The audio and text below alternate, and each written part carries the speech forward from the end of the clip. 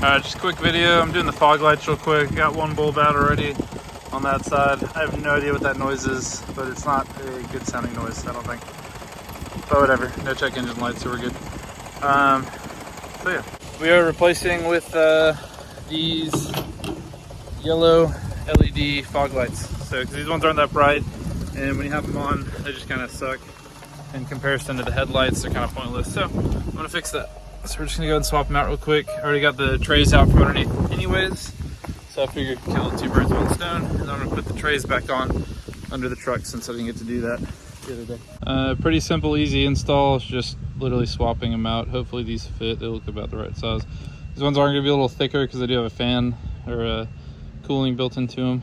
So yeah, installation and removal on these are actually pretty easy on the Range Rover. If you take the belly pans off and then just kind of go in under the fender flare right here, kind of pull this piece down, you'll see the LED or the fog light right there. And all you're gonna do is that connector, there's just two prongs on the sides, the two black prongs, pry them off and then pop off. And then the actual light bulb, let's see if I can get my hand in there. The actual light bulb you just twist and pop out.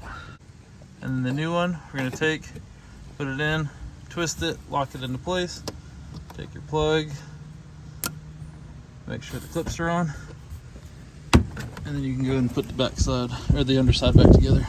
And that is how the new fogs look. See how they actually ride at night? I think it looks pretty cool. Gives a cool color contrast. It's a little bit different than like just normal fog lights.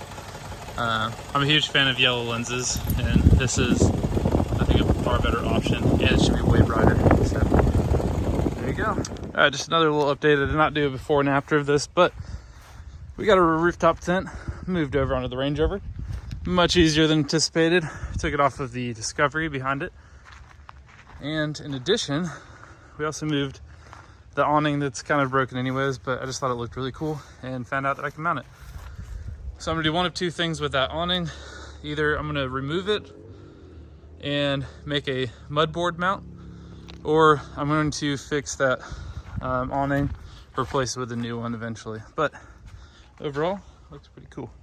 I like it. That's just a quick update for you guys. So catch you next time.